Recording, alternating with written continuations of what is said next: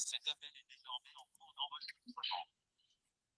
Est désormais enregistré par BS sous forme de note.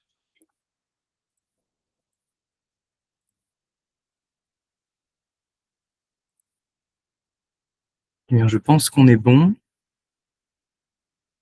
Merci à toutes et tous d'être présents pour cette 9e conférence de rentrée Astre. Aujourd'hui, on a le plaisir d'accueillir Lionel Biret, qui va intervenir en tant que chercheur associé à l'Observatoire de Paris et expert en surveillance et en météorologie de l'espace. Il a eu l'extrême gentillesse de pouvoir se proposer pour cette conférence qui est donc assez différente de celle que vous avez pu entendre pour les cycles de rentrée des différents groupes de travail Astre. Cette conférence est donc une édition spéciale où on va avoir l'occasion de, de se renseigner aujourd'hui sur la Space Situational Awareness, puisque Lionel Biret est également fondateur d'Heliospace, une société qui est spécialisée dans le conseil et la formation en SSA. Et donc, sans plus tarder, on va pouvoir commencer. Je vais vous faire une petite introduction d'Astre pour les personnes qui ne nous connaîtraient pas. Et tout de suite, on va enchaîner avec la conférence de Lionel Biret pour ce soir.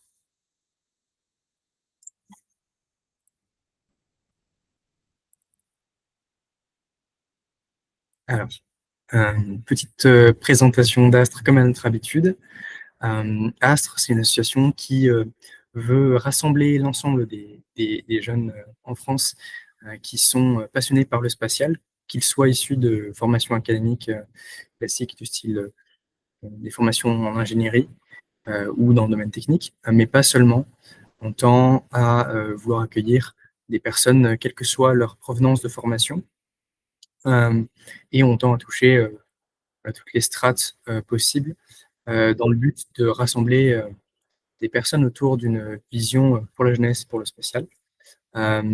C'est ce qu'on essaie de faire dans le cadre de plusieurs événements, notamment des événements de fin d'année assez prisés par la communauté du spatial. Je pense au Salon du Bourget et au Toulouse Space Festival notamment. On a l'occasion aussi de se représenter sur divers événements, donc des tables rondes et des conférences principalement, ou de proposer du contenu, notamment en date, le dernier contenu majeur étant le rapport Nexus Alpha, un rapport qui se voulait proposer des priorités pour le secteur du spatial en 2040. Je souligne aussi le webinaire qui s'est fait en collaboration avec l'Agence spatiale africaine l'année dernière. Et donc,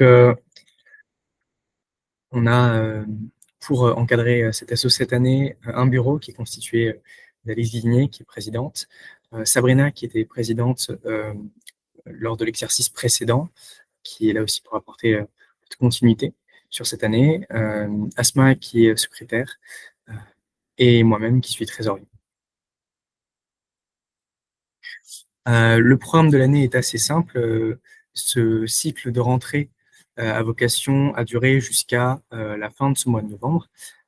Ça se clôturera par une soirée bootcamp, pardon, qui aura vocation à accueillir les membres, mais aussi les mentors et certains de nos partenaires, afin d'échanger sur le, le cycle de conférences passées et les projets pour l'année.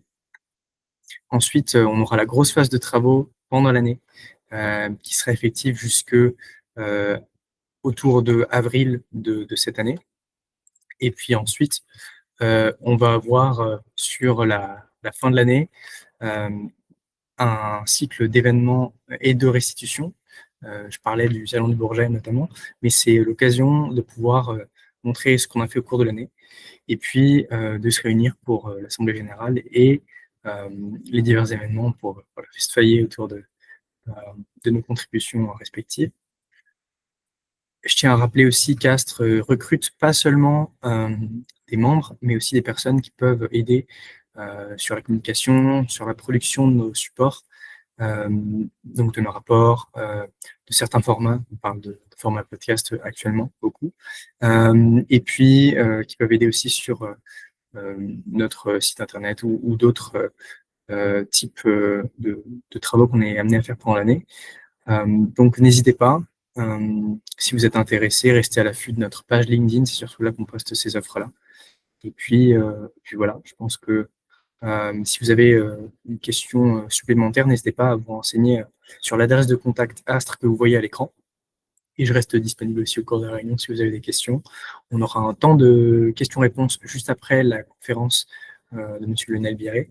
Donc, n'hésitez pas à poser vos questions aussi, que ce soit pendant la conférence par écrit ou à ce moment-là à l'oral. Voilà, sans plus tarder, je vais laisser Lionel Biret introduire sa conférence pour aujourd'hui. Monsieur Biret, je vous laisse le soin de partager votre présentation et je me tiens à votre disposition si besoin. Ok, très bien. Merci Washington. Bonjour à tous. Donc pour ce soir, une conférence, effectivement, comme dit Washington, assez particulière, j'imagine, hein, puisque ça va traiter en fait ce qu'on appelle la météorologie de l'espace. Voilà, tant que ça prenne. Voilà.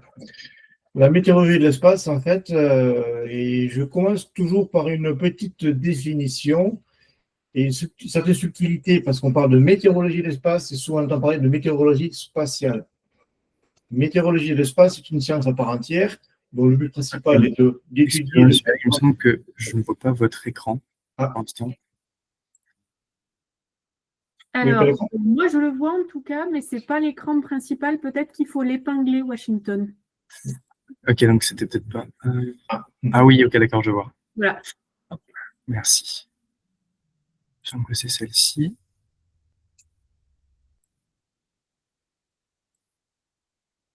Non, c'est pas celle-ci, c'était l'autre. C'est pas le bon. Oui, c'est... Ok.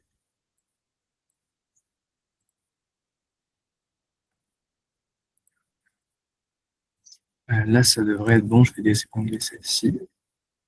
Je pense qu'on est bon. Ouais. C'est bon, là, on peut y aller? On peut continuer? Ok, bon, continuons. Très bien. Oui, comme je disais, en fait, il y a deux terminologies qu'on entend souvent parler, météorologie de l'espace et météorologie spatiale. La météorologie de l'espace est une science à part entière, en fait, dont le but, c'est de comprendre, d'étudier le Soleil et ensuite de voir les relations qu'il y a avec le milieu interplanétaire.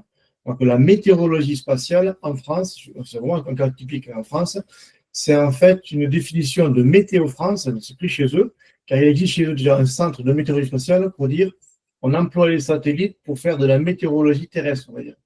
Donc, c'est juste la petite subtilité. Voilà. Mais sinon, nous, ce qu'on va parler, c'est vraiment de la météorologie de l'espace.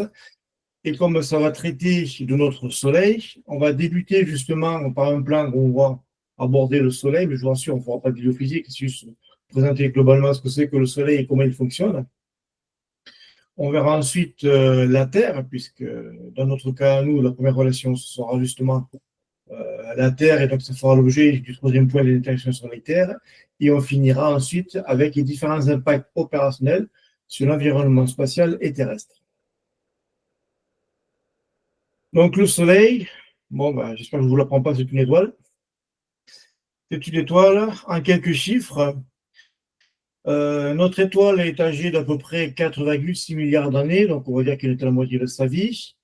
Et première chose qui est assez intéressante à remarquer, c'est qu'il existe en fait une vitesse différentielle, puisque le Soleil tourne en 25 jours à l'équateur et 35 jours au niveau des pôles, ce qui veut dire qu'en fait il va beaucoup plus vite à l'équateur. Donc on est bien face à un gaz et non pas à un solide. La température, 15 millions de degrés au centre, c'est la température qu'il faut justement pour générer la fusion nucléaire, donc la production d'énergie de notre étoile. Et à la surface, on est aux alentours des 6000 degrés. Sa taille, c'est une étoile tout ce qui est le plus banal en fait, bien qu'elle fasse un peu moins de 1 400 000 km, ça reste une étoile banale. Il y a beaucoup plus gros et il y a beaucoup plus petit. Et la distance moyenne, en fait, c'est l'équivalent de 150 millions de kilomètres. Ce qu'on appelle en astronomie une unité astronomique. Point intéressant à remarquer, c'est qu'en fait, à une seconde de temps, l'énergie que va libérer le Soleil pourrait couvrir les besoins de l'Europe pendant plus de 10 millions d'années. Encore une fois, comme je dis, le Soleil est une étoile, tout ce qui est le plus standard. Pour mieux comprendre le mécanisme du Soleil, on va le décrypter et puis on va rentrer donc au centre et puis on va jusqu'à la surface. Donc, en plein centre, nous avons ce qu'on appelle le cœur ou le noyau. où va se produire justement la réaction nucléaire en produisant de la fusion, qui va transformer en fait de l'hydrogène en hélium. Cette énergie va ensuite se propager et va traverser une première zone qu'on appelle la zone radiative. C'est un milieu qui est très dense, tellement dense en fait qu'elle est bien plus qu'opaque. Et la densité fait qu'il y a tellement d'atomes que notre énergie va traverser notre milieu en plus de 1 million d'années. Pourquoi? Tout simplement parce qu'en fait, l'énergie va faire des rebonds, on va dire, sur les atomes, par ce qu'on appelle les effets d'absorption-émission. Et il va y avoir des variations dans tous les sens. Et le développement, en fait, et l'évolution de cette lumière ne va pas se faire de manière linéaire, mais un petit peu dans tous les sens. Après un grand périple, il va traverser une deuxième couche qu'on appelle la zone convective. Cette zone convective, en fait, est beaucoup plus souple, en fait, beaucoup plus molle, on va dire, et à tel point que le transport va se faire par moyen convectif. Le système convectif, tout le monde le connaît. Quand on fait bouillir une casserole, par exemple, eh bien, il y a de l'ébullition. Donc, cette ébullition, c'est juste faire remonter la chaleur vers l'extérieur. Et au-dessus de notre casserole, on voit de la fumée, c'est la vapeur d'eau. Et là, on pourrait s'imaginer qu'en final, c'est de la lumière qui sort du soleil. Et là, la vitesse sera, enfin, le temps sera beaucoup plus rapide puisqu'il mettra 2 mois pour en sortir. Entre les deux, il existe une zone qu'on appelle la tachocline. La tachocline, c'est une zone de transition en fait entre les deux couches internes, découverte par un Français et qui serait en fait à l'origine de la production du champ électromagnétique du Soleil. On peut imaginer en fait le Soleil comme un rotor-stator. Le stator, pardon, oui, c'est la zone radiative, et le stator, c'est la zone convective. Et l'un frottant sur l'autre va générer en fait un courant électromagnétique, puisque nous avons affaire là du plasma. Notre énergie, une fois qu'elle a passé ses périples, l'interne va pouvoir sortir et va traverser une première zone, en fait une première atmosphère, qu'on appelle la photosphère. Sphère de lumière, c'est en fait ce qu'on voit du Soleil. Lorsqu'on regarde le Soleil directement, 89% de sa lumière provient directement de cette atmosphère. La température, c'est donc 6000 degrés. Donc, je vous rappelle, le centre était à 15 000 degrés. Arrivé à la surface, on est à 6000 degrés. Et on voit apparaître justement cette fameuse vitesse différentielle avec la présence de taches solaires qui ne vont pas à la même vitesse. Qu'est-ce qu'on voit aussi à la surface quand on zoome? On voit ce qu'on appelle les grains de riz, ou les granulations. C'est en fait le mini bouillonnement. Là, on est en fait avec une espèce de casserole géante où il y en a du bouillonnement. Et bien, ce bouillonnement, en fait, c'est des bulles qui vont faire remonter la lumière à la surface.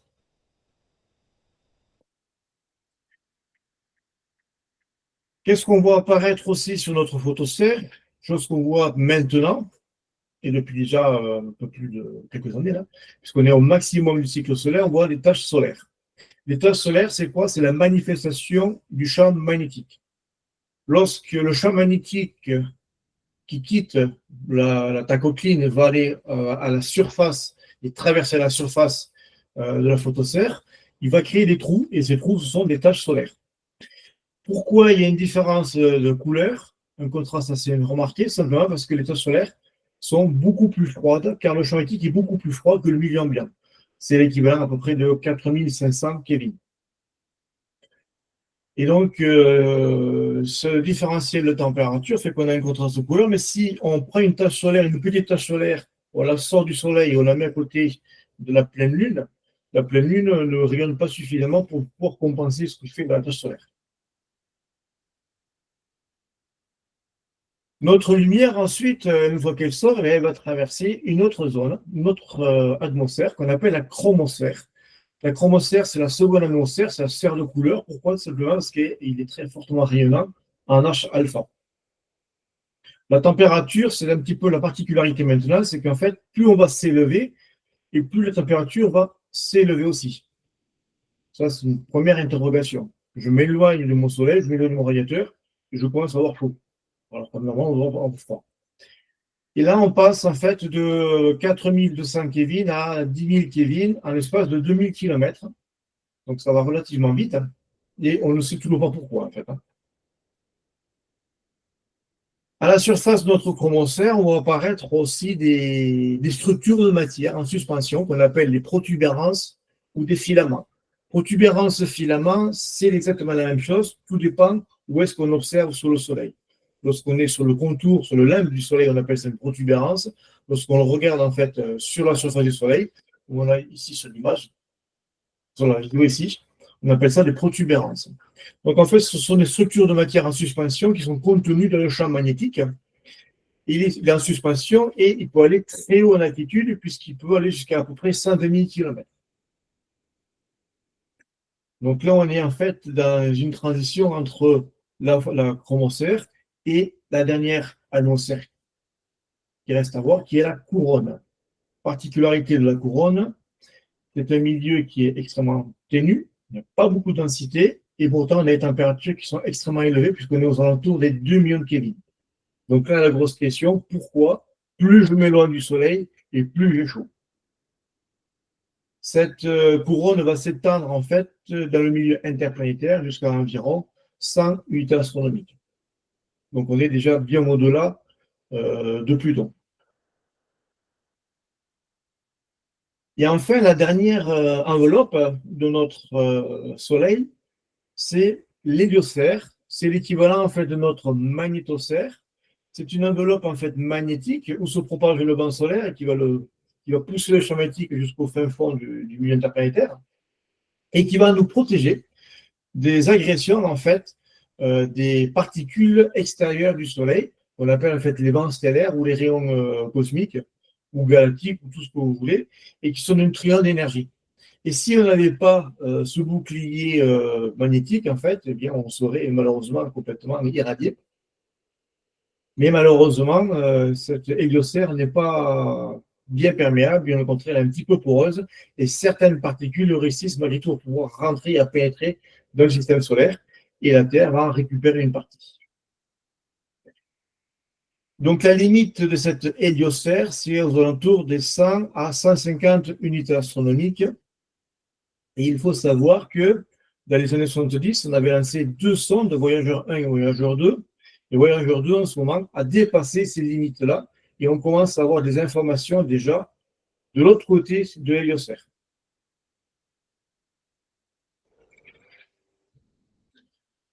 Notre Soleil, en fait, comme on peut le constater en ce moment, il suit un cycle qu'on appelle le cycle solaire. Et comment on sait qu'il y a un cycle solaire? Tout simplement parce qu'il y a l'apparition de taches solaires. Alors, les taches solaires ont toujours été quelque chose de fascinant et qui ont fasciné depuis très longtemps les scientifiques de l'époque. Et donc, le premier, c'était Galilée, comme on peut le voir sur l'image en haut à droite, un défilé de dessins que Galilée avait fait avec sa propre lunette quand il avait orienté vers le Soleil. Mais à l'époque, on pouvait s'imaginer qu'on ne savait pas ce que c'est qu'une tache solaire et on n'allait pas trop s'aventurer non plus à aller décrypter ce que c'est parce qu'on risquait de finir au bûcher. Un petit peu le risque. Donc en fait, un cycle solaire, c'est la présence de taches solaires qui vont évoluer avec un déplacement des hautes latitudes vers l'équateur, et ce, sur un cycle de 11 ans en moyenne. Donc en fait, un cycle solaire, c'est entre 9 et 13 ans, et la moyenne, donc c'est 11 ans, ce qu'on appelle le cycle Schwab. Et quand on regarde le graphe de gauche, ici, c'est le dernier graphe donc, qui est à jour, on a en gris les premiers comptages des taches solaires. Et on s'aperçoit de ces premiers comptages, en fait, qu'il y a des pics qui apparaissent à peu près tous les 11 ans. Donc, on a eu déjà conscience de voir qu'en fait, tous les 11 ans, il y a quelque chose qui se produit, mais c'était fait de manière aléatoire et pour les scientifiques qui voulaient le faire. À partir de 1750, lorsque Jean-Dominique Cassini est devenu directeur de l'Observatoire de Paris, il a mis en place un service systématique d'observation du Soleil et de comptage des taches solaires. Là, on peut s'apercevoir qu'à partir de cette date-là, eh bien, on continue à voir des taches, des pics apparaître avec une quantité beaucoup plus grande dans certaines périodes et puis des quantités beaucoup moins importantes. et ce, toujours avec des mêmes variations d'à peu près de 11 ans. Et avec l'amélioration des mesures et des observations, on s'est rendu compte que lorsqu'on arrive au maximum du cycle solaire, il y a ce qu'on appelle le phénomène de double pic. Et en fait, ce double pic, il est lié justement aux inversions, qu'on verra après, aux inversions de polarité. Le diagramme qui est juste à droite, c'est ce qu'on appelle le diagramme papillon de Schwab. C'est juste pour montrer que lorsqu'on compte les tâches, on s'aperçoit qu'elles commencent toujours dans le tour des 30 degrés nord, 30 degrés sud, et au fur et à mesure du temps, elles se décalent vers l'équateur. Et lorsqu'on est vraiment sur l'équateur, on arrive à ce moment-là au cycle maximum de notre activité.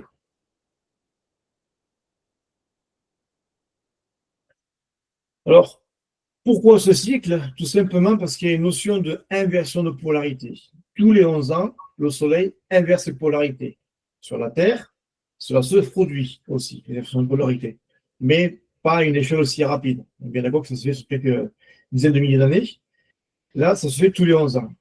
Et le modèle de Babcock, comme on peut le voir sur la vidéo, c'est le seul modèle en fait, qui représente à peu près l'activité solaire et qui essaie de comprendre pourquoi on a cette inversion. Donc, on ne sait pas pourquoi, mais on sait pourquoi, en revanche, on a autant de perturbations, tout simplement parce qu'en fait, lorsqu'on part sur un phénomène dipolaire, comme il est au tout début, en fait, on a un alignement nord-sud. Si on regarde bien sur la vidéo, on a le champ magnétique qui va commencer à se paralléliser au niveau de l'équateur. Tout simplement parce qu'au niveau de l'équateur, en fait, ça va beaucoup plus vite. Rappelez-vous, il y a la vitesse différentielle. Et le fait qu'il y a une parallélisation, et à un moment donné, il va y avoir un rapprochement de polarités, des polarités nord et des polarités sud, et les deux vont s'interconnecter, et à ce moment-là, on va voir apparaître tout ce qui est activité solaire, c'est ce qu'on est en train de vivre en ce moment.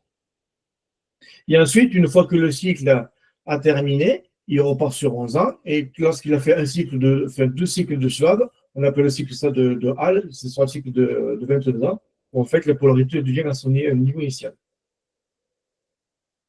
En ce moment, nous sommes ici, au cycle 25, juste pour vous montrer avec le cycle 24, le précédent, où on voit bien le double pic apparaître.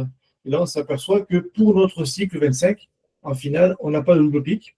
Alors, juste pour information, ce dernier maximum a leurré tous les scientifiques. Dès le départ, déjà, on ne s'attendait pas à avoir le maximum solaire cette année. C'est vraiment cette année qu'on a au maximum. On l'attendait beaucoup plus tôt et on ne s'attendait pas non plus qu'il soit aussi intense. Et en plus de ça, on s'aperçoit qu'il n'y a pas le double pic. Maintenant, pourquoi? Est-ce que les deux polarités se sont mises ensemble, se sont alignées ensemble? C'est la grosse question. Donc, on va attendre un petit peu maintenant pour voir s'il y a le double pic qui apparaît.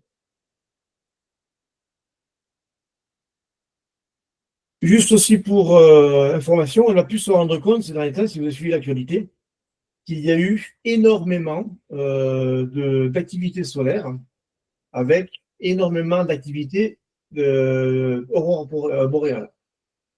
On a vu ça l'année dernière, en fait. Quelques années avant, on a eu déjà pas mal de coups assez forts du soleil. Et là, on sait que statistiquement, les plus gros événements et les plus forts vont se produire au moment du déclin. Donc, on est en train de descendre. Et là, effectivement, on s'est rendu compte qu'au moment de la descente, on a encore eu, il y a 4 jours de cela en arrière, une forte activité solaire qui a créé des belles aurores boréales aussi. Et donc, il faut s'attendre à avoir des événements encore beaucoup plus réductifs et beaucoup plus forts dans les 2 années à venir. Alors, qu'est-ce qu'on a sur le Soleil? On a différents types de phénomènes. Et là, en règle générale, ces phénomènes-là, le côté franco-français dira qu'on parle d'éruption solaire. Mais dans la réalité, l'éruption solaire, ça regroupe 3 paramètres, enfin 3 phénomènes. Et chez les anglo-saxons, justement, c'est bien décrit. Le premier phénomène, c'est le flare, où c'est une libération énergétique très intense de particules qu'on peut voir en X-ray, en UV et en radio. C'est ce qu'on a en fait sur nos vidéos, hein, les différents pics ici, voilà, les différentes explosions qui se produisent vont libérer de l'énergie et qui vont se propager par rayonnement électromagnétique. Et on peut le voir tout simplement parce que dans différentes sondes, notamment ceux du GOES, qui sont les satellites américains de météorologie. Ils embarquent des capteurs en X-ray et chaque pic, en fait, représente justement ces flares. Et donc, ces flares sont catégorisés A, B, C, M, X pour prévenir des intensités et des dangerosités. Donc, tout ce qui est ABC, ça n'a aucune conséquence. À partir du moment où on est sur du MX, à ce moment-là, il y a des répercussions qui peuvent se produire. Mais ça, on verra après. Comme c'est une onde électromagnétique, le flare mettra 8 minutes pour ne pas venir. Donc, autant dire qu'en fait, on n'a pas le temps de le prévoir, on le subit. Deuxième phénomène qu'on va rencontrer, c'est les événements à particules, donc les éjections de protons de haute énergie qui vont partir très rapidement suite à un événement majeur, donc avec un flare extrême, donc un type X par exemple, et qui va produire en fait un dégagement de particules. Et comme on peut le voir sur la vidéo à gauche, où on a SO, c'est la sonde de SO, ou le capteur, c'est le capteur LASCO, qui est un coronographe embarqué. Donc ici, en cercle blanc, c'est le soleil. Ici, c'est le cache. Et qu'est-ce qu'on voit juste derrière? En fait, on a une espèce de gros chou-fleur qui part. C'est de l'éjection de matière. Et puis derrière, on a de la neige. Et cette neige, en fait, va venir mais parasiter les capteurs.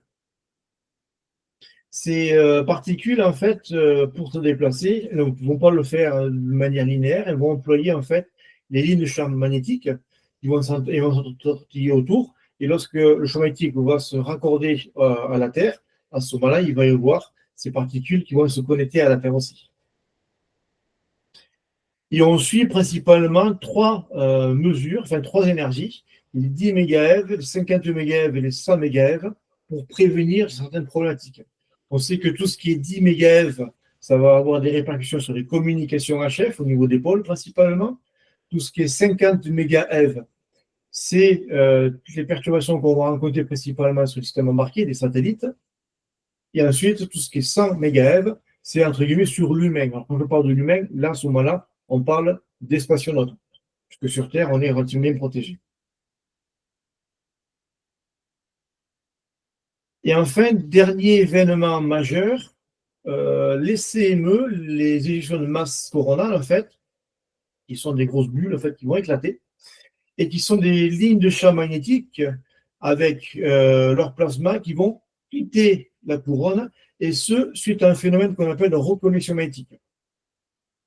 Le phénomène de reconnexion magnétique, en fait, c'est très simple. C'est toute une sorte de polarité. Et quand on parle de polarité, il y a plus et moins. Donc, on imagine deux aimants. Plus et plus, ça va se repousser. Moins et moins, ça se repousse. Mais plus et moins, ça se raccorde. Ça tire tout le monde. Et là, c'est ce qui va se produire, en fait, comme on peut le voir sur l'image centrale, où en fait, on a les lignes de polarité qui vont à un moment donné se rejoindre et s'interconnecter. Et s'il suffit qu'en fait, la ligne de connexion qui se trouve au-dessus, à ce moment-là, elle va partir de le milieu interplanétaire. Je vous rappelle que dans ces CME, on a en fait des protubérances ou des filaments, donc c'est composé, effectivement, comme je disais tout à l'heure, de lignes magnétiques avec du plasma et qui vont partir de le milieu interplanétaire. Et ce, à des vitesses allant entre 100 et 2000 km par seconde. 2000 km par seconde, effectivement, on ne se rend pas trop compte, mais pour essayer d'imaginer un petit peu la vitesse, une balle de Kalachnikov, lorsqu'elle part, elle part à 2 km par seconde. Donc on est bien conscient qu'on ne verra pas la balle arriver. Donc là, à 2000 km par seconde, c'est la même chose. Alors pour essayer de mieux comprendre ce phénomène-là, on va regarder une petite vidéo qui va reprendre un petit peu le principe de la reconnexion magnétique et de la rupture en fait de ce champ magnétique.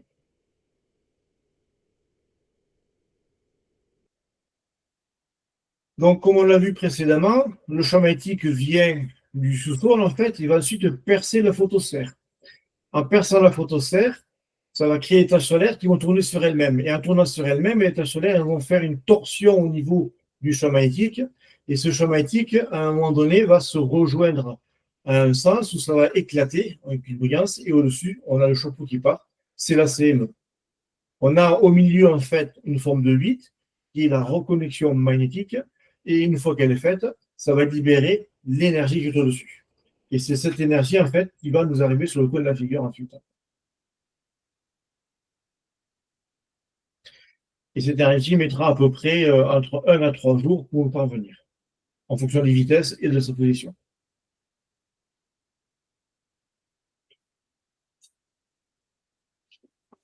Ici, une vidéo qui a été prise par la sonde Solar Parker, donc le 25 décembre dernier. Donc, la sonde Solar Parker est une sonde qui a pour mission d'étudier justement la vitesse du vent solaire, les particules, et pour ce faire, en fait, il est obligé de se rapprocher au maximum. Et donc là, en ce moment, il est extrêmement proche, puisqu'il est aux alentours des 600 000 km auprès du Soleil. Donc, c'est le premier objet créé par l'homme qui a été le plus proche du Soleil. Et donc, on peut voir ici un petit peu les images. Donc là, on a 3 CME qui ont été éjectés simultanément. Et Solar Probe, justement, Solar Parker, pardon, on a pu les filmer. Un petit résumé de tout ça. 3 phénomènes. Le flare qui crée de la lumière et qui va arriver sur Terre, suivi du premier cortège avant avec les SEP, donc les particules de protons, et puis derrière les CME. Et tout ce petit monde-là, à un moment donné, bien, risque de venir rencontrer la Terre, mais par chance, justement, au niveau de la Terre, on a notre propre bouclier, notre maille de serre qui va nous protéger de l'arrivée de ces événements. Donc la Terre, c'est là où nous vivons, et c'est grâce à elle qu'on est tranquille, en fait, on va dire, et qui nous protège. Et pour bien comprendre un petit peu les relations, la Terre, en fait, le premier point à connaître, c'est son atmosphère. Elle existe, en fait, on va dire qu'il existe 2 types d'atmosphère. L'atmosphère thermique, où en fait, plus on va en altitude et plus ça se refroidit. Ça, effectivement, c'est vrai jusqu'à peu près 11 km d'altitude, puisque à peu près à ce niveau-là où on est la tropopause, on est à moins 56 degrés. Et puis ensuite, au-dessus, la température remonte au niveau de la stratosphère pour ensuite redescendre jusqu'à la mésopause, donc aux alentours de 5 km, et au-dessus, reprend une température élevée. Alors, pour expliquer ces variations, entre la tropopause et la stratopause, cette variation de température, elle est liée au fait qu'on a l'ozone qui va nous protéger, qui va nous filtrer l'arrivée des UV. Et l'ozone, c'est quoi? C'est en fait la transformation de l'oxygène en ozone. Et cette transformation se fait par rayonnement UV dans ce milieu-là, d'où l'échauffement du milieu. Ensuite, la température redescend. Pour ensuite, à au-delà de 5 km, la température va augmenter. Donc, on est sur les tranches supérieures, donc la partie hétérosphère, donc le milieu exosphérique et thermosphérique. Ben, c'est là où on retrouve le satellite, hein, principalement. Et là, on voit que la température augmente, mais de manière assez variable en fonction de l'activité solaire. Et on s'est rendu compte que lorsque le cycle était à son maximum, la température était très élevée, et lorsqu'il est à un minimum, la température est beaucoup plus basse. Dans notre atmosphère, on va rencontrer une autre atmosphère qu'on appelle l'ionosphère. C'est un milieu que les radioamateurs connaissent très bien, puisque l'ionosphère sert à la propagation des ondes, notamment les ondes en HF, voire en dessous, et qui permettent de pouvoir discuter autour du globe par l'envoi de rebonds au niveau de différentes couches. Donc on a 3 couches, D, E et F, des couches principales, où en fait la couche D va être extrêmement sensible au rayonnement X. C'est la couche la plus dense qu'on ait et qui est très basse. Et c'est elle qui va avoir en fait des premières répercussions en matière de propagation des ondes. Si cette couche est trop dense, en fait, elle va empêcher le passage des ondes et ensuite, ça va occasionner des problèmes de communication. La couche E, c'est une couche, on va dire, électrique, qui est extrêmement sensible aux X-rays et aux UV. Et puis ensuite, on a la couche F, qui va très très haut en altitude, puisqu'on est au-delà des 1000 km, et qui est extrêmement sensible aux UV. Et cette couche F, en fait, va aussi chauffer lorsque l'activité solaire sera importante. Particularité, en plein jour, on a la couche D, E et F, et de nuit, en fait, on n'a que la couche E et F qui apparaissent.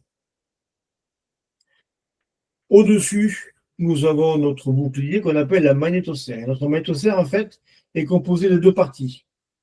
Quand on parle de magnétisme, il faut toujours garder l'idée qu'on a aussi le côté électrique. Donc, on a un système électromagnétique.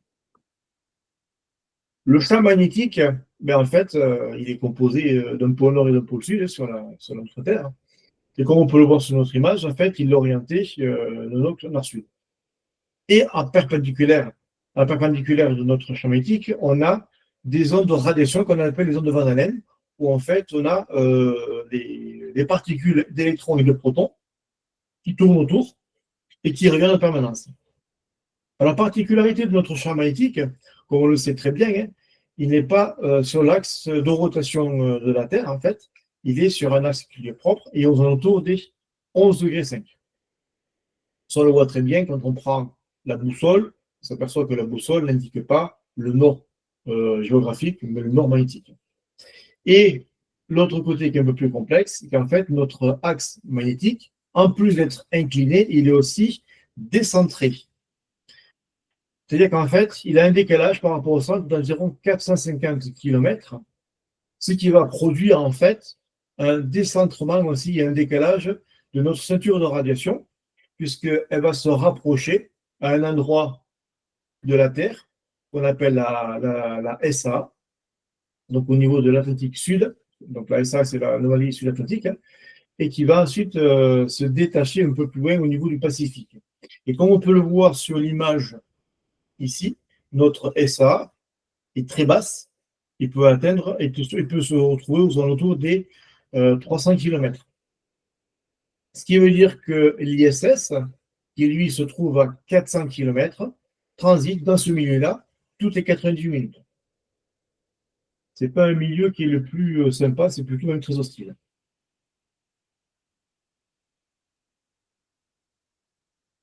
Il existe donc des relations qui sont très, très intimes entre le Soleil et la Terre. Le premier, c'est l'effet du vent solaire. Alors, qu'est-ce que c'est que le vent solaire? C'est une émission permanente de particules qui quittent le Soleil et qui va dans la couronne et qui n'est plus soumise à la gravité en fait, du Soleil. La température, c'est compris entre 6000 et 1 million de degrés Kelvin. Et particularité, c'est qu'il existe en fait deux types de vents. Le premier vent, ce qu'on appelle le vent solaire lent, qui est aux alentours des 450 km par seconde. C'est un vent principalement qu'on va retrouver au niveau de l'équateur. Il y a un vent rapide, aux alentours des 800 km par seconde, qui va se produire en fait dans des zones qu'on appelle les trous coronaux. Et la particularité des trous coronaux, c'est qu'en fait, le champ magnétique, il est ouvert de l'union interplanétaire. En fait, il faut s'imaginer qu'autour du Soleil, tout est confiné dans des boucles magnétiques très proches, très condensées, ce qui retient la matière. Et là, il y a des endroits où il y a des grosses trouées, de ce qu'on appelle les trous coronaux, où là, le champ magnétique est ouvert et donc laisse passer la matière. Et donc, les particules peuvent partir aux alentours de 800 km par seconde.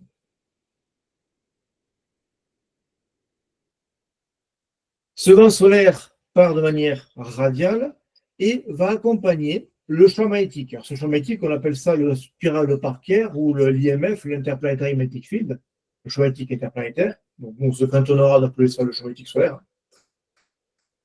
Cette spirale, en fait, elle forme et crée le déplacement du champ magnétique solaire. Pourquoi? Tout simplement parce que la forme du champ magnétique solaire, il est dû à son mouvement autour du Soleil. On peut l'imaginer avec le même principe que lorsqu'on est en train d'arroser notre jardin. J'ai mon jet d'eau, je ne bouge pas, le jet va tout droit. À partir du moment où je vais commencer à faire une rotation, on s'aperçoit que le jet part de manière spiralique. Et c'est exactement ce qui va se produire au niveau du Soleil. Le champ magnétique, en fait, comme le Soleil tourne sur lui-même, le champ magnétique va s'entortiller, va spiraler autour du Soleil. Et en spiralant autour du Soleil, on a le vent solaire qui, lui, va le pousser vers l'extérieur. Et en plus de ça, notre Soleil tourne sur lui-même, mais pas de manière correcte, en fait, parce qu'il est incliné aussi aux alentours des 7 degrés, comme une toupie, en fait, qui tourne à vitesse lente, et va en fait propager de manière spiralique, mais aussi de manière ondulatoire, ce qu'on appelle Jules de Pèlerine, le champ magnétique de l'Union interplanétaire. Ce qui fait qu'en fait, on a notre champ magnétique qui va s'expandre dans l'Union interplanétaire, et les polarités vont changer d'une ondulation à l'autre. Et ça, la Terre va malheureusement en subir les conséquences. Autre point important qu'on a vu, quand on a un flare qui se produit, on a une émission électromagnétique. Il faut savoir que le Soleil émet dans toutes les longueurs d'onde, mais par chance, notre atmosphère nous protège, nous filtre une grosse partie du rayonnement. Elle conserve principalement les UV, une petite fenêtre d'infrarouge et la totalité de la radio. Et filtrer une grosse partie des X-rays, des ultraviolets, et aussi tout le reste de l'infrarouge. Le problème, c'est comme on l'a vu tout à l'heure, les X-rays et les UV sont très impactants au niveau de l'atmosphère et a tendance à faire chauffer le milieu ambiant. Donc, ce rayonnement, en fait, a des répercussions sur l'atmosphère neutre, comme on l'a vu tout à l'heure au niveau des couches supérieures de l'atmosphère et au niveau de l'ionosphère. Notre champ magnétique solaire, à un moment donné, quand il va quitter notre Soleil, ben, il va venir s'interconnecter avec la Terre. Et l'interconnexion avec la Terre va avoir des répercussions et les conséquences de cette interaction vont dépendre de deux paramètres clés. Le premier, c'est sa polarité, et le deuxième, c'est le vent solaire.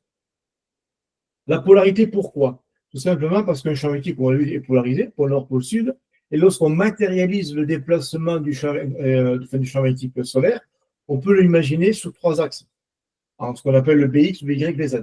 Alors, pour s'en rappeler, sur le principe des doigts, en fait, le principe des doigts, on le retrouve en mathématiques, X, Y, Z, ou en électromagnétique, ou dans d'autres situations, même au niveau aérodynamique. Donc, BX, BY, BZ, on imagine trois composantes du vecteur du champ magnétique. Le BX, c'est la liaison entre le Soleil et la Terre, ça n'a aucune autre répercussion. Le BY, c'est la partie horizontale, tout le majeur. Nous, ce qui va nous intéresser, c'est le BZ, c'est le pouce, c'est le nord-sud, la partie verticale. Pourquoi? Tout simplement parce que notre BZ va partir avec une polarité, qui est propre, et va arriver à s'interconnecter avec la Terre, peut-être une polarité qui est complètement différente. Et là, ça va occasionner justement différentes perturbations, et notamment les orages et les sous-orages géomagnétiques qui vont ensuite être à l'origine des aurores polaires. Alors, il y a deux termes, orage et sous-orage. Tout le monde, quand on pense à des aurores boréales ou des perturbations géomagnétiques, on pense tous à des orages géomagnétiques. Dans la réalité, les sous-orages géomagnétiques, il y en a beaucoup plus que ce qu'on pourrait imaginer, tout simplement parce que la moindre instabilité va créer des aurores boréales qu'on va voir après au niveau des pôles. C'est pour ça que lorsque vous partez dans les pays nordiques, notamment, pour aller voir les aurores boréales, vous allez en avoir plein en permanence, alors qu'en France, on ne va pas du tout les voir. Pour que nous, on puisse les voir, il faut qu'on ait des orages géomagnétiques, c'est-à-dire en fait des événements très intenses qui vont faire que nos aurores vont descendre. Alors, pour comprendre le phénomène des aurores, on va reprendre un cas typique, donc un cas école avec la présence d'un champ magnétique solaire. Un champ magnétique qui va partir et qui va créer donc une CME, comme on l'a vu tout à l'heure, une boucle, et hop, elle part. Et si on regarde bien, pardon, je reviens en arrière. Si on regarde bien ici, notre polarité est vers le bas, ce qu'on appelle un pôle sud ou un pôle négatif. Donc là, je reviens ici, excusez-moi. Et cette boucle, donc cette cellule, lorsqu'elle part, elle part avec son champ magnétique et sa polarité et ses particules, son plasma, et elle va venir interférer avec la Terre. Et on s'aperçoit qu'en fait, si les polarités sont inversées, c'est ce qui se produit ici, à ce moment-là, il y a introduction de particules au niveau des coordonnées polaires, et ensuite, avec le vent solaire qui est suffisamment violent, vont se reconnecter à l'arrière et réinjecter des particules à l'arrière, par l'arrière. À partir du moment où on a des inversions de polarité entre le champ magnétique terrestre et le champ magnétique solaire, on a forcément des perturbations qui vont se créer, et ça va créer justement des orages ou des sous-orages magnétiques. Et on voit bien justement qu'on a une partie de notre Terre qui est mal protégée, malgré la présence de l'atmosphère, c'est la partie polaire. Tout simplement parce que la partie polaire, ce qu'on appelle les coordonnées polaires, elles sont ouvertes, quasiment ouvertes, et les particules, en fonction de leur vitesse de leur énergie, peuvent y pénétrer en toute tranquillité. Et ces particules, une fois qu'elles rentrent au niveau des pôles, eh bien justement, elles vont créer et occasionner des aurores polaires. Alors, quelles en sont les causes? Tout part en fait avec un atome. Un atome, c'est quoi? C'est un noyau et des électrons. Jusque-là, il n'y a pas de souci. Les particules chargées qui vont arriver du Soleil et qui vont passer par les pôles vont venir interférer à un moment donné avec des atomes. ils vont bousculer un électron, ils vont le faire projeter notre électron sur une orbite supérieure, mais celui-ci, il ne va pas y rester longtemps, il va vouloir revenir à son orbite initiale, et lorsqu'il va revenir à son orbite initiale, en fait, il va créer une lumière, ce qu'on appelle un photon, et ce photon, en fait, va être à l'origine des aurores boréales. Donc, en fait, il faut bien s'imaginer qu'au niveau du pôle, on a l'ionosphère, on a l'atmosphère, on a toute une quantité de particules, d'électrons, qui vont être bombardés en permanence, et en fonction du type d'énergie et en fonction du type d'atome, on va avoir des couleurs qui vont apparaître. Où se produisent les aurores boréales? Dans ce qu'on appelle les ovales auroraux. Donc, c'est aux alentours des 65 à 70 degrés de latitude, y compris entre 500 et 1000 km. Donc, on est bien sur les zones nordiques. On n'est pas chez nous, on est bien d'accord. Donc, si vous voulez voir des aurores boréales en permanence, c'est là qu'il faut aller. Et on s'aperçoit en fait qu'en fonction de l'atome qui va être touché, on va avoir apparaître des couleurs. Donc, ça va du rouge au plus haut, en passant par le vert, le violet, et ensuite on finit par du rosâtre. Et ce, à des latitudes complètement différentes. Et quand on observe les aurores boréales depuis l'Islande, par exemple, ou la Norvège, en règle générale, les couleurs de nos aurores sont de couleurs bleues, vert et rouge. À la différence de ce que nous, on peut voir en France. Pourquoi? Tout simplement parce que ici, nous avons le voile auroral, c'est-à-dire on va voir les aurores boréales, il n'y a pas de souci. Et ici, on est en train d'observer depuis chez nous. À cause de la rotondité de la Terre, en fait, eh bien, on ne pourra pas voir nos aurores boréales. Lorsqu'on a une forte activité géomagnétique, cette déstabilisation, cette perturbation va provoquer en fait la descente des aurores, des ovales auroraux, là où il y a les aurores boréales, et en descendant, ils vont se rapprocher tout doucement de notre région, en fait. Et si c'est suffisamment violent, et suffisamment fort, ça descend suffisamment bas, donc à ce moment-là, on pourra observer les aurores boréales. Mais en regardant bien, en fait, la couleur, comme on a pu le constater dernièrement, et surtout l'année dernière, la majorité des couleurs qu'on a pu voir, en fait, c'est le haut des aurores boréales, donc c'est le couleur rougeâtre. Et c'est un petit peu ce qu'on a vu, là, on est dans le monde du Lyonnais. C'est ce qu'on a pu voir l'année dernière, justement, lors de l'activité d'octobre 2024.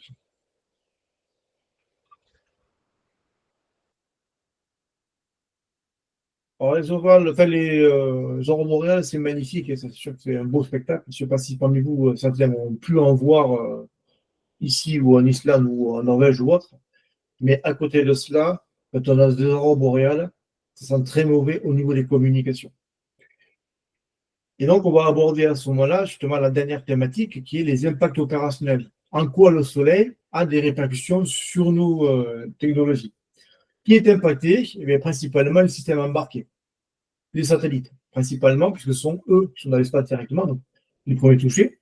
Ensuite, si on y va par l'échelle descendante, on a les spationautes et le personnel navigant, tous les moyens de communication et de navigation, que ce soit navigation sol ou par satellite, tous les réseaux d'infrastructure sol, le climat et aussi les animaux migrateurs. Premier constat qu'on peut faire, et là ce sont les satellites qui s'en rendent compte, on a discuté tout à l'heure, on a un effet lié à l'atmosphère résiduelle. À partir du moment où l'atmosphère est chauffée, elle gonfle. Et si elle gonfle, à ce moment-là, il y a une surdensification et les satellites sont freinés. Donc, un satellite qui est freiné sur son orbite, qu'est-ce qu'il va faire? Il va descendre. Donc, l'opérateur, il va être obligé de le remettre à poste. Le problème, c'est que le temps de vie d'un satellite dépend de la capacité d'apport de son carburant. Donc, s'il crame tout son carburant, justement, à faire des manœuvres de remise à poste, à un moment donné, le satellite ne pourra plus assurer sa mission et donc il sera comme un débris. Donc, pour tout ce qui est débris, on aurait tendance à dire c'est très bien parce que ça remet les débris vers le sol et ça rentre dans l'océan et puis ils sont éclatés. Et tout ce qui est gros satellite, on est obligé de le remettre en place. Et ça, les opérationnels n'apprécient pas trop. Ça coûte très cher en plus. Les autres effets aussi qu'on va rencontrer, ce sont les particules de haute énergie, quelles qu'elles soient, des électrons ou des protons, vont avoir des répercussions sur le système embarqué. Ça va faire quoi? Ça va provoquer des perturbations sur les mesures scientifiques. C'est un petit peu l'image qu'on a vue tout à l'heure avec SO, qui a été parasité au niveau de son capteur. Ça va aller jusqu'aux pannes informatiques. Donc, il y avait des déprogrammations et des dérèglements de programmation. Ça peut aller jusqu'à des flashs électriques sur les panneaux solaires. Donc, des ruptures de panneaux solaires, ça peut être embêtant, puisque s'il n'y a plus de panneaux solaires, on n'alimente plus les batteries. Donc, plus de batterie, plus d'électricité. Et au pire des cas, ça peut aller jusqu'à la destruction des composants électroniques. Il faut bien se dire qu'un satellite qui a flambé, on n'ira pas le réparer. C'est le côté un petit peu inconvénient. Il n'y a pas encore des garages spatiaux ou des mécanos spatiaux. Et donc, ça va avoir une forte répercussion sur les opérations civiles et militaires. On connaissait les opérations civiles pour les mises à poste, pour les maintiens de mission, justement, pour observer et faire des moyens de communication avec toute autre mission. Et dans le cadre militaire, de plus en plus, parce qu'il faut bien s'imaginer que de plus en plus, l'espace devient un champ de bataille militaire. On ne fait plus la guerre, malheureusement, au sol. On fait aussi maintenant la petite guerre dans l'espace. Autre impact qui est aussi en lien avec la météorologie de l'espace, ce sont les effets des météoroïdes et des débris spatiaux. J'emploie bien le terme de météoroïde et non pas de météorite. La différence entre les deux, c'est qu'un météoroïde, c'est le caillou qui vient de l'espace. Donc c'est le gros caillou, le gros astéroïde, comme la petite poussière qui vient des comètes. Enfin, des queues de comètes. Alors que la météorite, elle, c'est une fois que le météorite est rentré dans l'atmosphère et qu'il a flambé au niveau de l'atmosphère, ça crée une lumière qu'on appelle un météore, et le caillou qui finit au sol s'appelle une météorite. Et c'est très important de connaître l'endroit où il y a des essais météoritiques, puisque là, on peut avoir des risques importants avec des vitesses relativement élevées, y compris entre 20 et 72 km par seconde. Et donc, ça peut créer des mini-impacts sur les parois des satellites, ce qu'ils n'apprécient pas trop. Et ensuite, on a nos débris spatiaux. Donc là, ce sont nos poubelles à nous qui sont dans l'espace, malheureusement, et qui peuvent avoir des répercussions importantes, puisque les vitesses sont comprises entre 7 et 20 km par seconde. Donc, pour se rendre compte un petit peu de l'impact de ces débris-là, un objet qui fait 0,01 cm, ça fait de l'érosion. L'objet qui fait 1 cm, c'est de la perforation. Juste pour vous donner une petite idée, 1 mm, une bille de 1 mm lancée à 14 km par seconde, c'est équivalent d'une boule de billard qui est lancée à 100 km/h. Et 1 cm, une bille de 1 cm, c'est l'équivalent d'une grosse voiture qui est lancée à plus de 130 km/h. Donc je peux vous laisser imaginer un petit peu les dégâts, sachant qu'à partir du moment où on arrive à 10 cm, c'est la destruction nationale du satellite. L'image de droite le montre un petit peu, avec cette bille qui fait un peu plus de 1 cm, lancée à un peu moins de 7 km par seconde, dans une plaque qui fait 18 cm. Donc quand on voit le cratère que ça a fait, on peut s'imaginer justement que cette petite bille-là, si elle avait traversé un spationaute, il était coupé en deux. Les autres problèmes qu'on va rencontrer, ce sont les perturbations des systèmes embarqués aéronautiques. Donc les aéronefs, en fait, font des vols, en principe transéquatorial et transpolaire. Et ce sont surtout les transpolaires qui sont les plus impactés, encore une fois, à cause du fait qu'on a une partie polaire, on est polaire, qui est très mal protégée, et donc les particules peuvent rentrer, et ces particules, en fait, peuvent venir interagir avec les systèmes embarqués des aéronefs, provoquant des arrêts de calculateurs et des dysfonctionnements. Donc, ça n'empêche pas, on peut prendre l'avion en toute sécurité, je vous rassure, les pilotes connaissent bien ce principe-là, même s'ils n'ont plus de calculateur, ils savent dans quoi naviguer au plein de vol, donc il n'y a pas de problème. Mais en règle générale, maintenant, lorsqu'on a une alerte de ce type-là, les contrôleurs aériens font changer la route des aéronefs.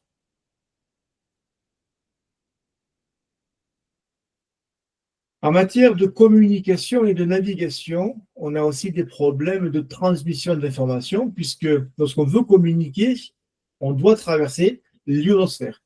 Et l'ionosphère, si elle est fortement perturbée, eh bien, à ce moment-là, il peut y avoir des déformations, voire de l'absorption des fréquences, et donc on ne peut plus communiquer avec les satellites. C'est un petit peu embêtant, et ce même problème, on va aussi le retrouver avec les aéronefs, où en fait, on va essayer de communiquer avec un avion via HF, donc on va forcément utiliser la propagation au niveau de l'ionosphère, et si celle-ci est perturbée, on n'a plus de communication possible.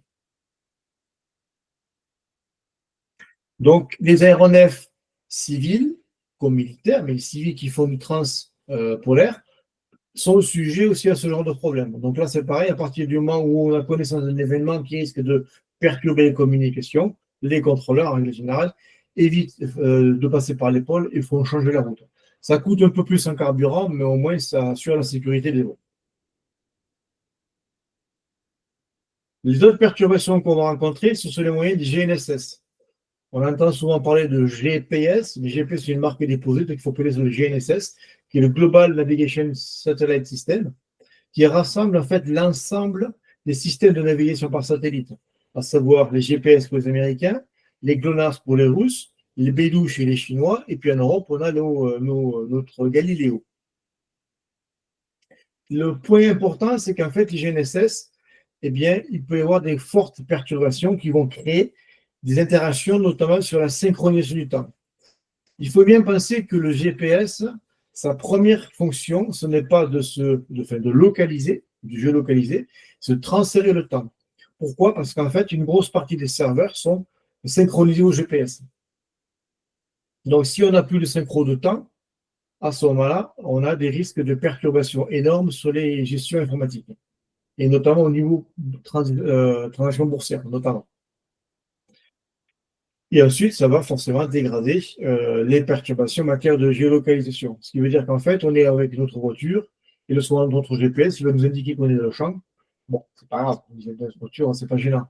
Mais lorsque on a des perturbations de géolocalisation avec des aéronefs ou des bateaux, c'est toujours assez embêtant de se dire on est paumé. Voire même si on reste un peu plus terre à terre au niveau agricole, les agriculteurs, leurs tracteurs, en fait, fonctionnent qu'au GPS et tout est tracé au GPS. Ce qui fait que si, en fait, le GPS, il est foireux, en fait, eh bien, il va aller s'amuser à pratiquer quelque chose qui est le jeune voisin. Pas forcément ce que veut le faire de son voisin. Perturbation au niveau radar aussi, assez important, puisque notre Soleil, lui, émet dans toute la d'onde avec une puissance très très forte, eh bien, il peut créer un brouillage naturel. Et ce brouillage naturel peut aller jusqu'à empêcher la détection d'un satellite, empêcher les communications, et ça peut aller même, lorsqu'on a des fortes éruptions solaires avec des grosses perturbations magnétiques, aller directement saturer les radars avec la perte des GPS. Et comme les GPS synchronisent les plots des radars, à ce moment-là, on n'a plus d'avion. Et là, c'est un petit peu embêtant parce que le contrôleur se retrouve sans rien sur l'écran. Et c'est déjà arrivé. L'exemple type, c'est le jour de la Saint-Patrick en 2015, où il y a eu une forte activité magnétique. Le contrôle aérien a été arrêté dans les pays scandinaves pendant 2 jours, tout simplement parce qu'en fait, ils n'avaient plus de radar.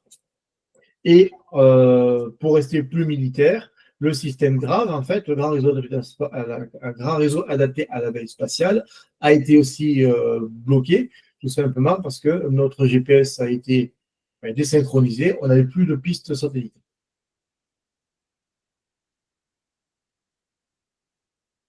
Le personnel navigant, il n'est pas épargné forcément, et les vols habités, c'est pareil. Pourquoi? Tout simplement parce que, comme on l'a vu tout à l'heure, il y a de fortes agressions au niveau de particules qui viennent justement toucher la Terre. Et donc, les premiers impactés, ce sont nos spationautes. Bon, en règle générale, quand il y a des activités un petit peu compliquées comme ça, les spationautes ne sortent pas de l'ISS. Ils restent tranquillement à l'intérieur et ils sont protégés. Ça n'empêche pas qu'en fait, ils peuvent voir aussi passer des particules. S'ils sont à l'extérieur, à ce moment-là, ils sont soumis à de l'exposition qui peut être fatale. Pour information, entre la mission Apollo, c'était l'Apollo 16 et 17, à l'époque, on n'avait pas autant les mêmes connaissances que maintenant. Mais ils se sont rendus compte que s'il y avait eu une mission Apollo entre ces deux-là, et qu'ils avaient subi l'éruption solaire qui est sortie, qui s'était produite à ce moment-là, les 3 astronautes ne seraient jamais revenus. Parce que sur la Lune, il n'y a aucune protection. Donc, les 2 astronautes sur la Lune auraient été contaminés. Et ensuite, celui qui était à l'OLEM ne serait pas revenu non plus parce que ce n'était pas suffisamment protégé pour assurer la sécurité. Côté personnel navigant, eh bien, c'est la même chose. À partir du moment où l'avion va passer au niveau des pôles, s'il y a ce qu'on appelle des douches de particules assez importantes, eh bien, ces particules vont exposer le personnel navigant. Alors, dans la réalité, il faut s'imaginer que la dangerosité n'est pas réellement. Tout simplement parce que déjà les doses sont beaucoup plus faibles que sur l'espace. Mais en plus de ça, il faut, pour que ce soit dangereux, une accumulation de doses. Chose qui n'est pas faite justement au niveau des vols, et heureusement d'ailleurs. Juste pour info, pour donner un petit côté similaire, lorsque un personnel navigant est exposé, il y a des recommandations des compagnies aériennes qui imposent en fait que le personnel navigant ne reprenne pas l'avion de suite pour laisser passer les particules. C'est un petit peu l'équivalent en fait d'une personne qui est ivre. Donc il a dépassé le taux légal, donc il est bien blindé, il sait très bien qu'il ne peut pas conduire, il n'y a pas de souci. Il va dire bon, je vais attendre, hein. Ok, très bien. Et puis il attend 1 heure et demie, 2 heures, il dit bon, ça a dû descendre. Là, avant de repartir, je prends un petit coup. Non. Parce que le fait de reprendre un petit coup, en fait, il rajoute une dose, donc il fait une accumulation et il se retrouve encore dans le taux interdit. Et là, c'est la même chose en fait au niveau des particules. Si le pilote reprenait l'avion, il ferait une accumulation de doses et là, ça pourrait devenir dangereux. Alors, dans la réalité, on mesure ça en sievert et pour que ça devienne dangereux, il faut qu'il y ait au moins un sievert. Ici, nous avons un tableau qui reprend un petit peu des différentes missions. Pour un vol commercial de 8 heures, en fait, l'équipage prend l'équivalent de 0,03 millisievert. Donc, on doit dire qu'on est en dessous. Vous voyez, la dangerosité n'y est pas. L'ISS, pendant 6 mois, ils prennent au max 160 millisievert. Donc, c'est pareil. La dangerosité n'y est pas réellement. Sur la Lune, pendant 12 jours, c'est l'équivalent de 1,2 millisievert. En revanche, partir sur Mars, c'est 1 sievert. Donc là, la question se pose de savoir est-ce qu'on y va? Parce que si on y va sans réelle protection, c'est un aller sans retour. Donc autant je peux vous dire, on peut prendre l'avion en toute sécurité, ne vous inquiétez pas, on ne va pas mourir, il n'y a pas de souci à ce niveau-là, c'est vraiment la toute sécurité. En revanche, je suis parti sur Mars, en ce moment, c'est un peu plus risqué. Les autres impacts qu'on va rencontrer, comme on le voit assez souvent, c'est les infrastructures sol et sous-marines. Et les premiers contaminés, ce sont les perturbations sur les réseaux électriques. Pourquoi? Tout simplement parce que le réseau électrique, en fait, est porteur de courant électrique.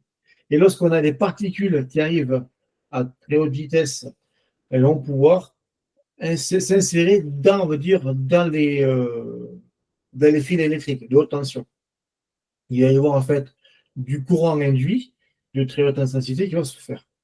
Et là, je vais vous montrer quelque chose qui est assez intéressant, une vidéo ici. Donc, on voit ici la Floride, et là, c'est le Canada. Et là, je vous montre ce qui s'est passé en mars 89 au Québec.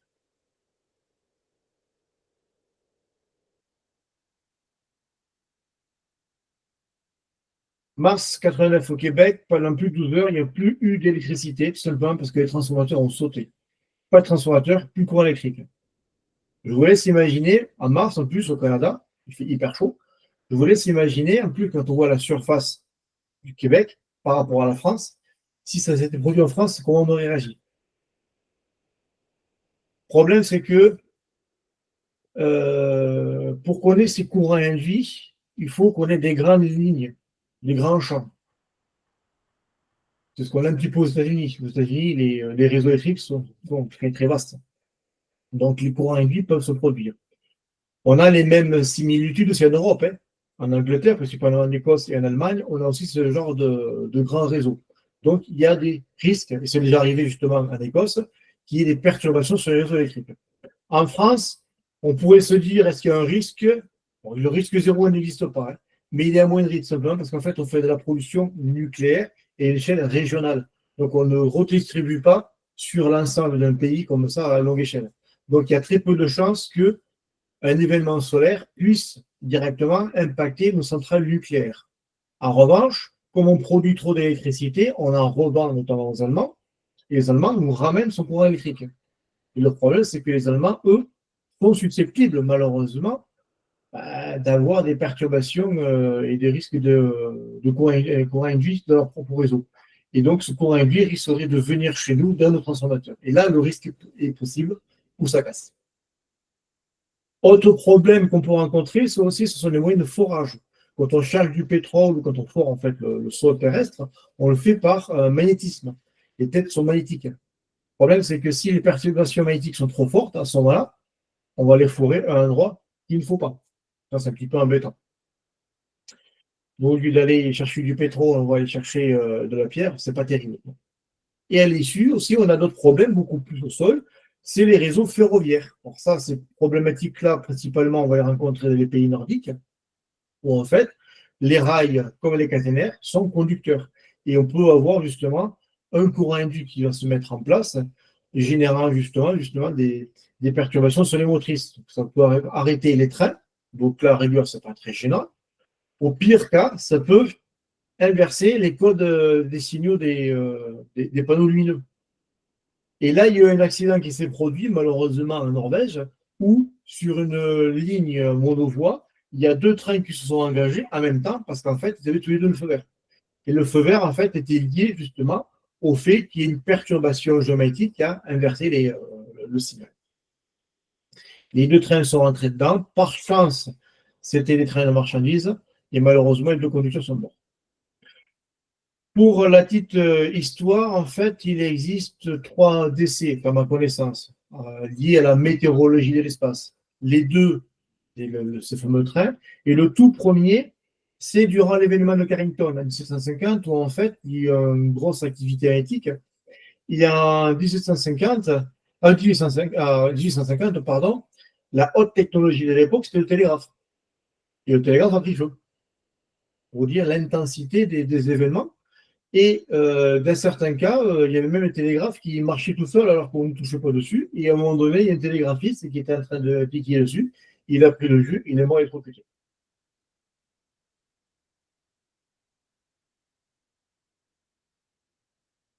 Si on va un peu plus en dessous, on a aussi des problèmes au niveau des pipelines, donc les oléoducs, gazoducs, tout simplement parce que nos conducteurs, nos pipelines sont dans les régions nordiques, on peut le voir sur la carte. On est sur la zone Russie, Sibérie, et on est en pleine zone polaire, justement là où on a les ovales oraux. Donc, on a de fortes probabilités qu'on ait des injections à ce niveau-là qui vont conduire des courants, et ces courants, en fait, risquent de faire de l'érosion. Et si on n'y fait pas attention, on érode trop les tuyaux, à ce moment-là, ils peuvent fuir. Et s'ils fuient, à ce moment-là, c'est directement un perçage de oléoduc, de gazoduc.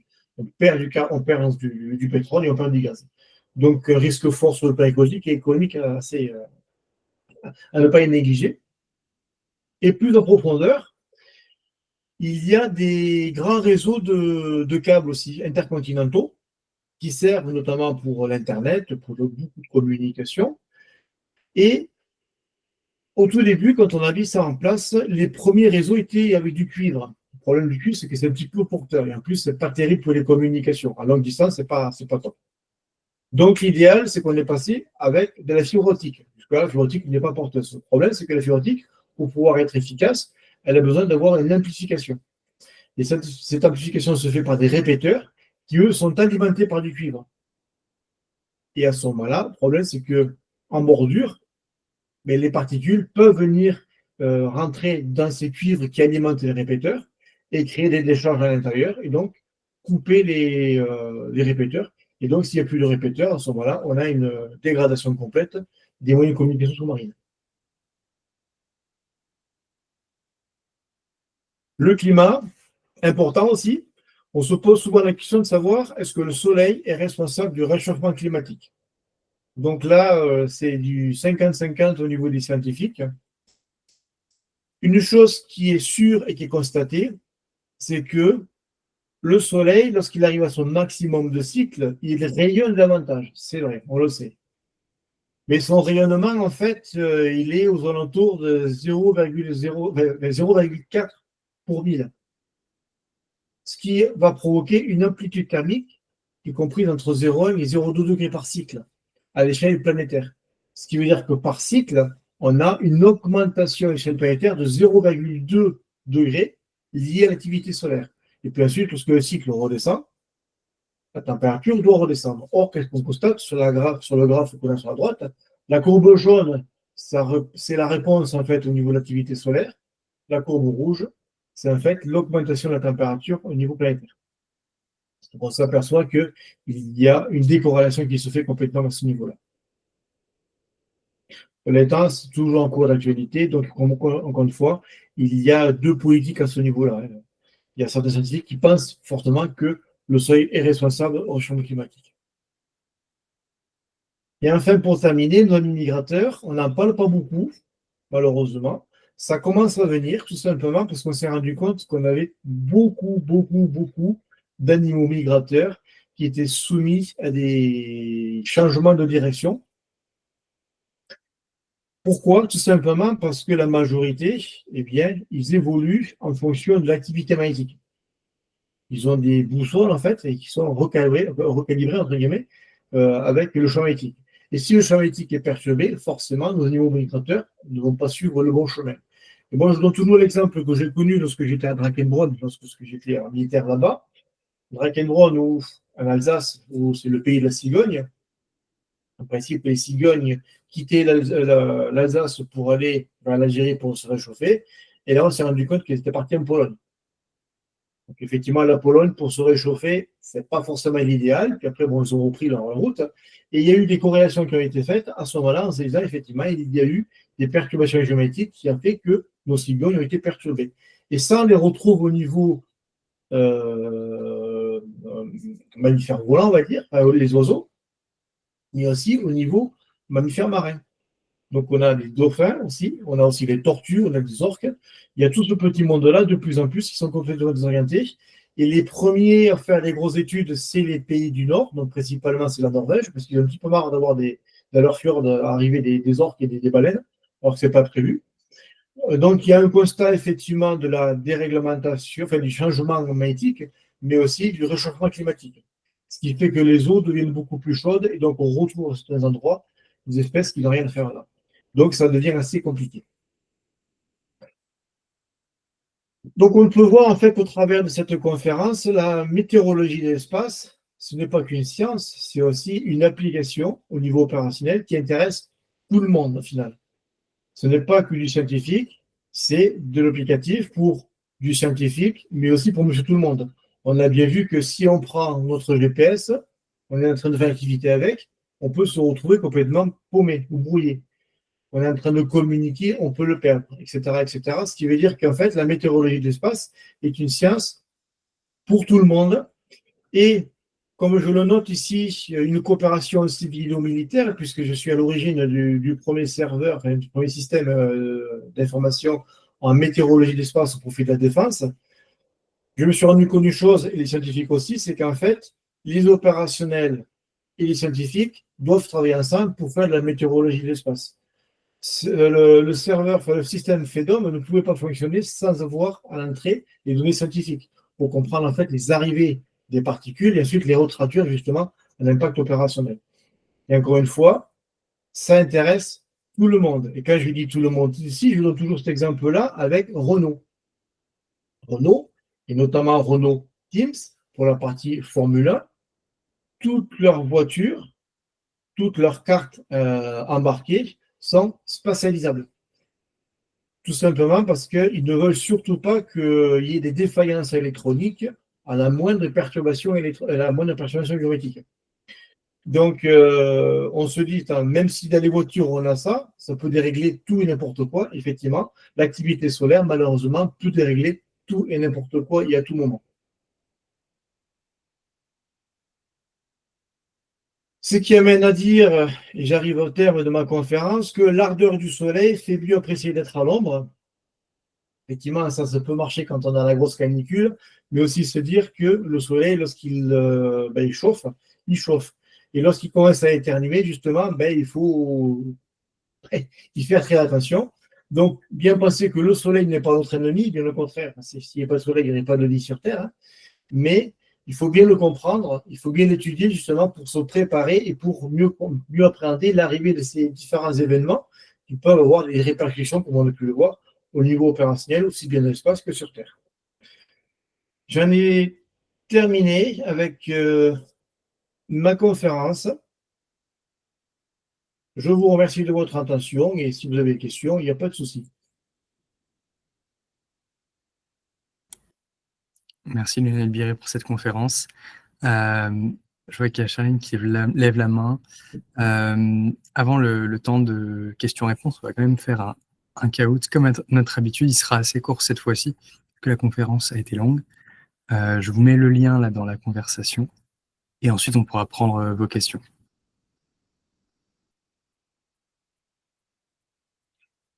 Je partage aussi l'écran du caout.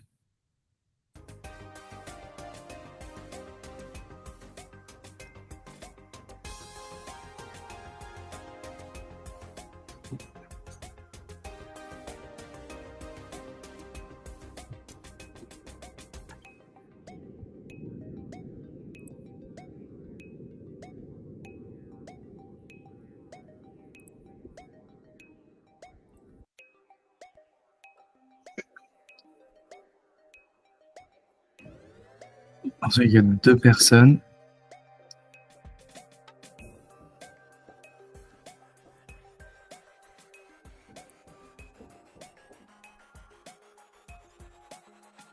À défaut, pendant le temps d'attente, je peux poser mes questions, sinon. Oui. Parce que du coup, oui, donc petit contexte, je fais une thèse en droit des activités spatiales, donc rien à voir, pas du tout un background juridique, mais j'ai quand même la chance d'habiter, pas du tout, oui, un background scientifique, mais j'ai quand même la chance d'habiter avec quelqu'un qui a fait un stage à l'Observatoire de Paris, qui m'a donc expliqué deux, trois choses sur le sujet, donc c'est bien, ça a permis de faire clic à beaucoup de choses dont j'avais entendu parler.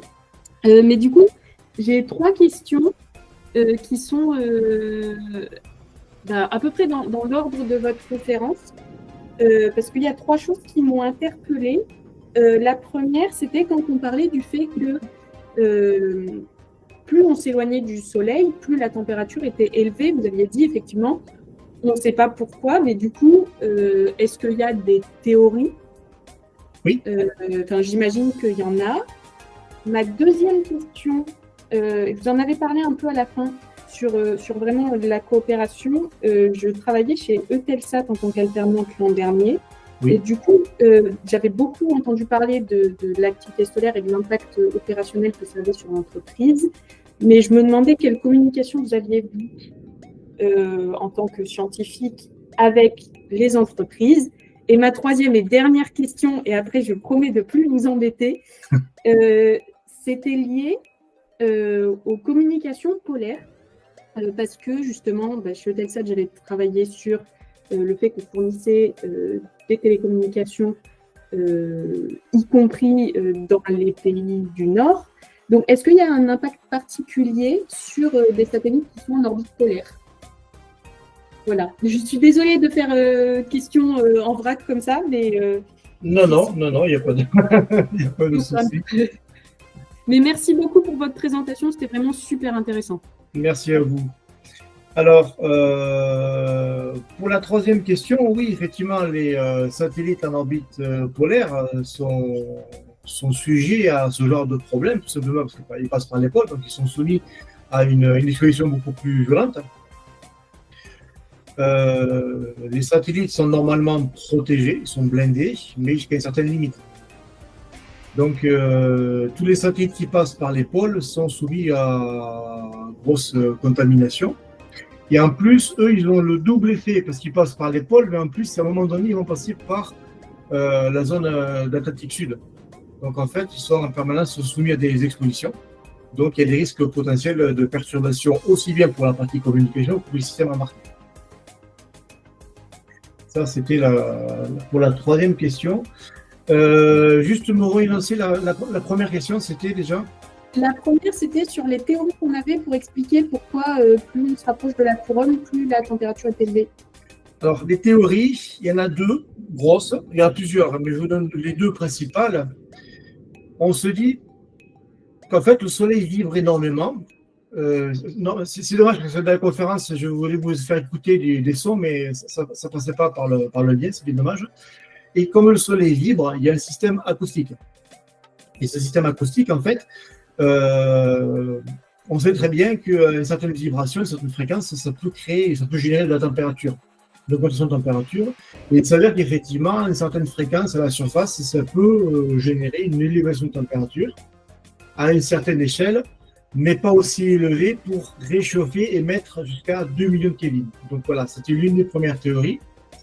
Et la deuxième théorie, c'est on appelle ça des mini-réchauds quelque part, des mini-éruptions solaires en fait, qui se font à la surface du Soleil de manière constante et qui peuvent justement en permanence dégager des impulsions et créer de la chaleur.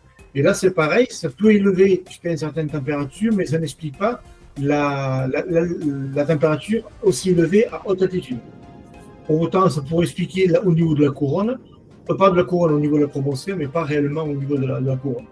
Donc concrètement, on est principalement là. Il y a d'autres théories après d'inversion de température liée à certains chocs. Enfin bon, il y a plein de théories comme ça qui se font. Donc il y a beaucoup d'études là-dessus, mais ça reste encore très, très compliqué à déterminer.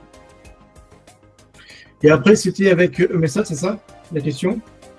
C'était avec Eutelsat, mais de manière plus générale, avec tous les opérateurs de satellites. Comment est-ce que ça se passe l'interaction? Est-ce que vous envoyez des alertes? Est-ce qu'il y a un système d'alerte qui arrive directement dans ces entreprises-là? Comment il se passe la coopération?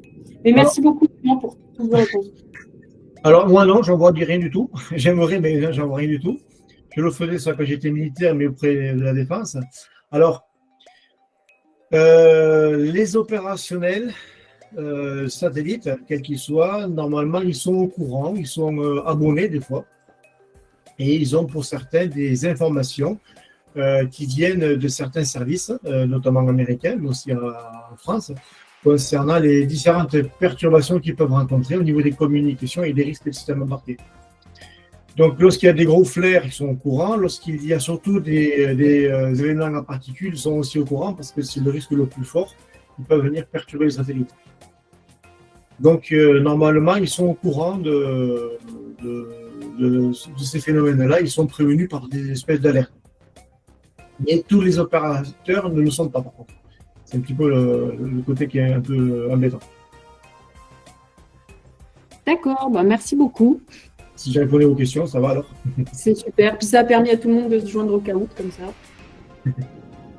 C'est ça. Je pense qu'on va pouvoir commencer sans plus attendre. Alors.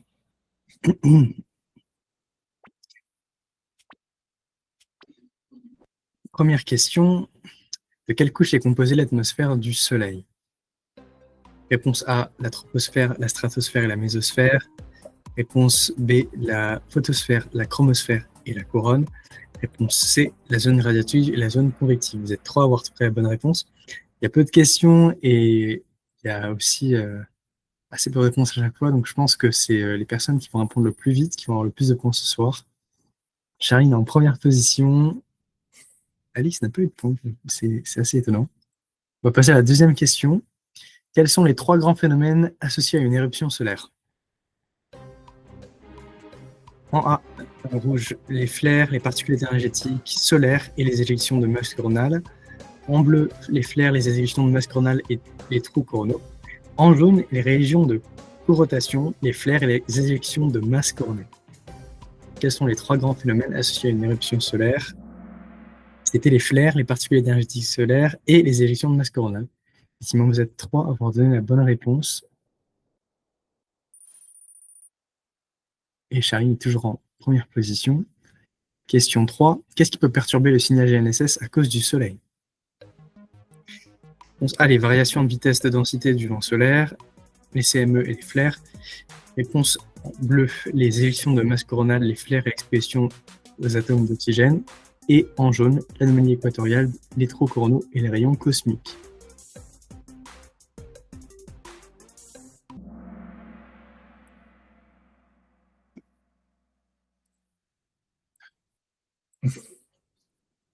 Et c'est bien évidemment la réponse 1, donc la variation de la vitesse et de la densité du vent solaire, les CME et les flares. Je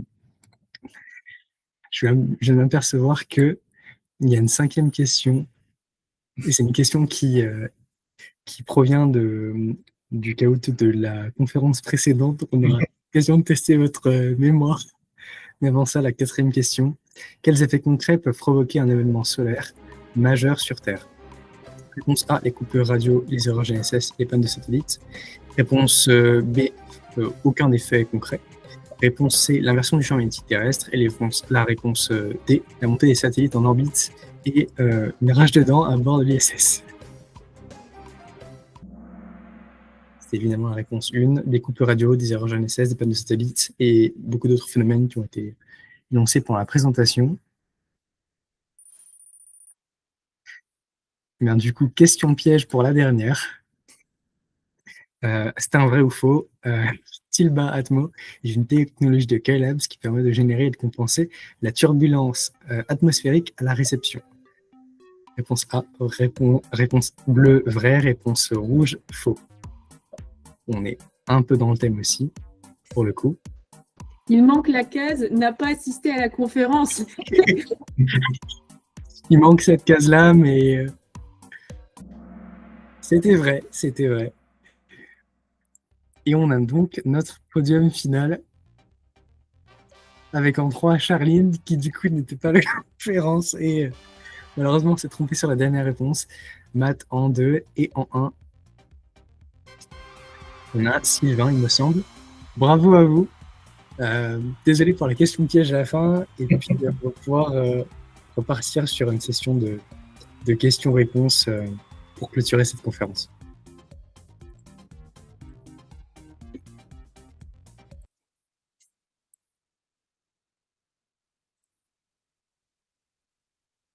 Il y a Alix qui a une question.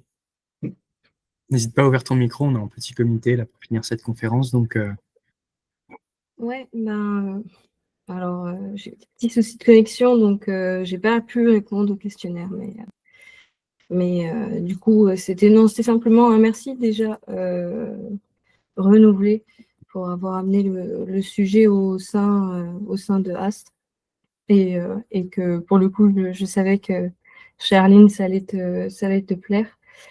Et merci pour la clarté je pense, de la présentation, notamment l'accessibilité, puisque le côté scientifique, personnellement, je ne l'avais pas du tout. Je n'avais pas une image aussi précise du phénomène. Et merci pour l'étude de cas. Je pense que je vais pouvoir briller en société maintenant et en soirée. Donc voilà, et merci aussi de l'avoir replacé dans l'industrie et dans des choses que nous, on voit un peu plus dans nos métiers ici, je pense. Merci. Merci à vous. N'hésitez pas si vous avez des questions en plus pour ce soir. Je pense qu'on peut encore en prendre une ou deux.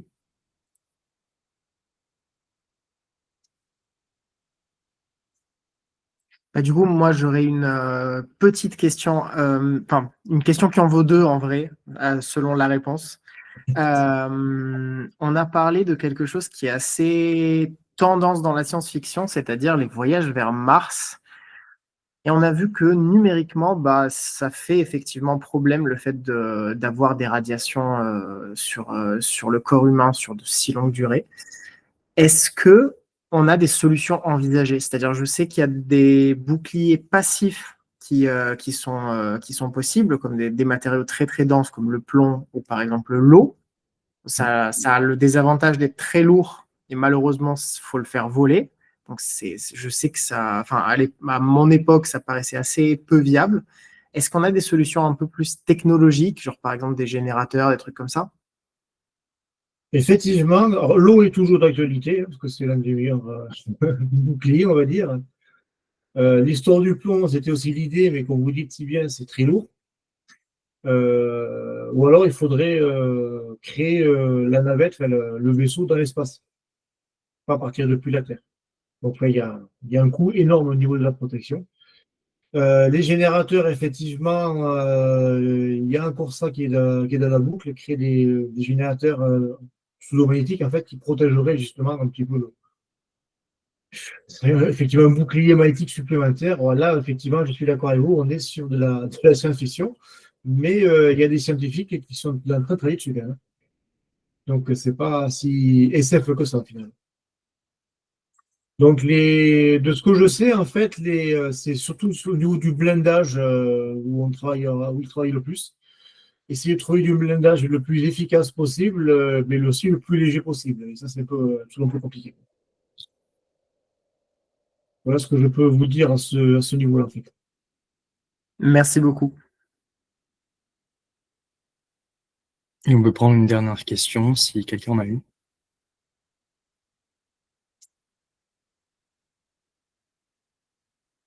Comment on va pouvoir clôturer cette conférence?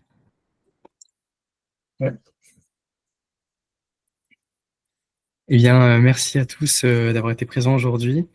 Je vais juste vous montrer 2 petits slides pour vous dire qu'on est toujours sur LinkedIn et sur Instagram pour que vous puissiez être tenu au courant de nos actualités. Et je vous invite aussi à nous rejoindre via notre page LEASSO ou à joindre notre communauté WhatsApp pour rester au courant de nos actualités en interne, notamment des afterwork et des événements qui peuvent se tenir dans les groupes de travail. Voilà. Je vous remercie à chacune et chacun pour cette conférence. Merci Lionel encore une fois pour cette longue conférence et très enrichissante aussi. Et puis, je vous souhaite à toutes et à tous une bonne soirée. Merci beaucoup. Bonne soirée. Merci beaucoup. Bonne soirée, merci.